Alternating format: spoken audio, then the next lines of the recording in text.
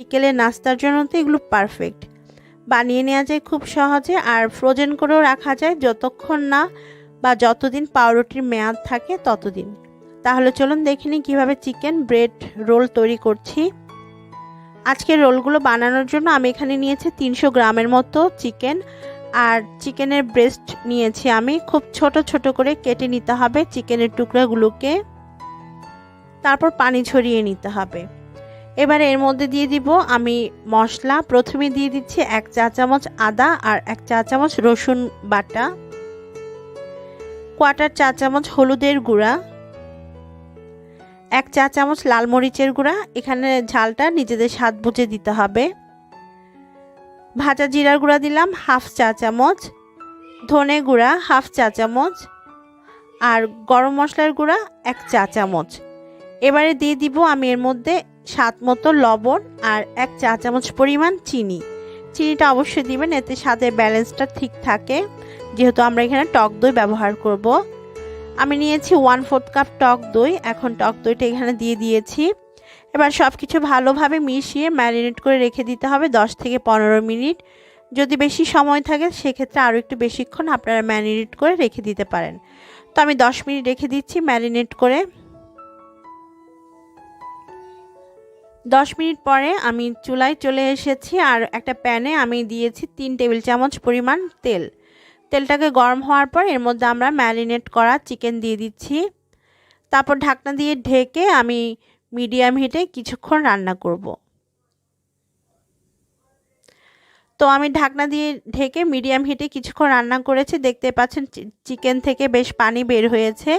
এবার আমি চুলার আঁচটা হাই করে দিয়েছি, আর হাইতে রেখে আমি এই পানিটাকে একদম শুকিয়ে নিব।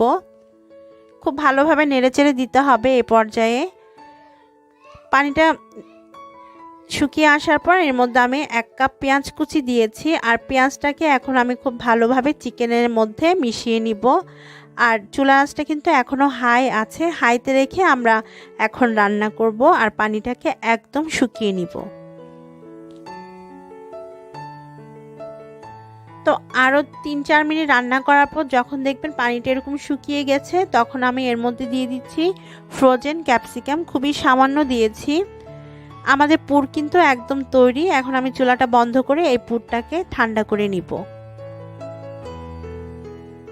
এবার একটা সস তৈরি করব। এর জন্য একটা ব্লেন্ডার জারে দিয়ে দিচ্ছি আমি 1/4 কাপ পরিমাণ টক দই। সেই সাথে দিয়ে দিচ্ছি 2টা কাঁচা মরিচ আমি ছোট টুকরা করে নিয়েছি, স্বাদ মতো কিছুটা লবণ, আর দিয়ে দিব 1 টেবিল চামচ পরিমাণ ধনে পাতা। এই সব কিছু আমি খুব ভালোভাবে ব্লেন্ড করে নিব। ব্যাস তৈরি হয়ে গেছে আমাদের একটা সস বা রায়তা। চাইলে এখানে শসাও অ্যাড করা যাবে।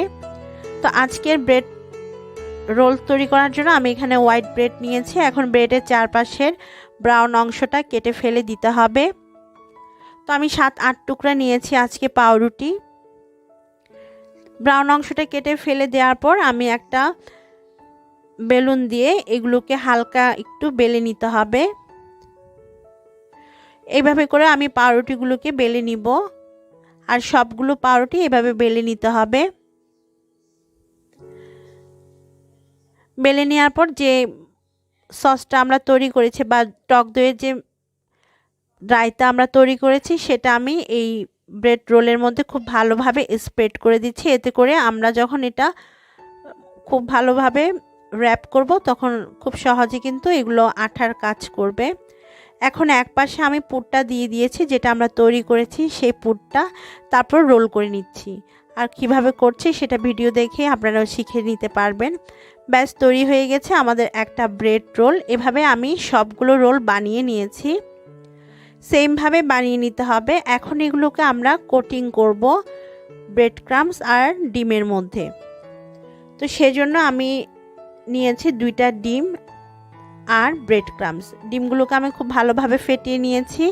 এখন আমাদের রোলগুলো প্রথমে ডিমে খুব ভালোভাবে চুবিয়ে নিতে হবে, তারপর ব্রেড ক্রাম্বসে গড়িয়ে নিতে হবে। খুব ভালোভাবে কিন্তু ব্রেড ক্রাম্বসে গড়িয়ে নিতে হবে, যেন কোনো ধরনের ফাঁকা অংশ না থাকে পুরটা বের হওয়ার জন্য। যদি ফাঁকা অংশ থাকে তাহলে দেখবেন তেলে দেওয়ার সাথে সাথে পুর বের হয়ে যাবে। তাই যদি কোনো ফাঁকা অংশ থাকে সেটা আমরা ব্রেড ক্রাম্বস দিয়ে খুব ভালোভাবে সিল করে দিতে হবে। তো আমার এখানে খুব ভালোভাবে একটা রোল তৈরি হয়ে গিয়েছে। এভাবে সবগুলো তৈরি করে নিয়েছি।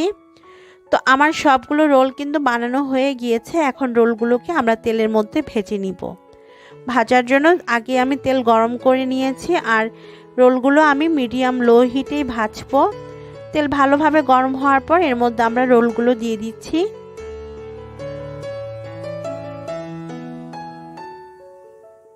এবারে রোলগুলোকে আমরা হালকা আঁচে ভেজে নিব। আমি মিডিয়াম লোতে রেখেছি।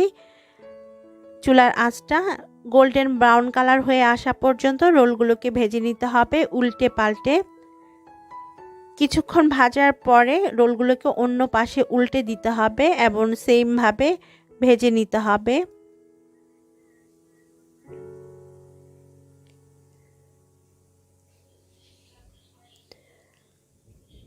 তো আমি এখন আমাদের ব্রেড রোলগুলোকে একটু উল্টে দিচ্ছি অন্য পাশে। তো আমার হচ্ছে এই রোলগুলো ভাজা হয়ে গিয়েছে, খুব সুন্দর একটা ব্রাউন কালার চলে এসেছে। এখন আমরা এই রোলগুলোকে তেল থেকে তুলে একটা কিচেন টিস্যুর মধ্যে নিয়ে নিব, কারণ আমাদের রোলগুলো কিন্তু এখন পুরোপুরি ভাজা হয়ে গিয়েছে। তো এভাবে করে হচ্ছে আপনারা সবগুলো রোল বানিয়ে নিতে পারবেন খুব সহজেই। আমি বাকি যে রোলগুলো আছে সেগুলো সেমভাবে তেলের মধ্যে ভেজে নিব আর এগুলোকে এখন তেল থেকে তুলে একটা কিচেন টিস্যুর মধ্যে নিয়ে নিচ্ছি। তো দর্শক, এই ছিল আমার আজকের রেসিপি ব্রেড চিকেন রোল। আশা করছি আপনাদের কাছে আমার আজকের পর্বটি ভালো লেগেছে। ভালো লাগলে প্লিজ চ্যানেলটিকে সাবস্ক্রাইব করবেন, সেই সাথে পাশে থাকা বেল বাটনটি অবশ্যই প্রেস করবেন। এতে করে যে কোনো রেসিপি আপলোড করলে তার নোটিফিকেশন আপনারা পেয়ে যাবেন। বিদায় নিচ্ছি, সবাই অনেক ভালো থাকবেন, সুস্থ থাকবেন। আল্লাহ হাফেজ।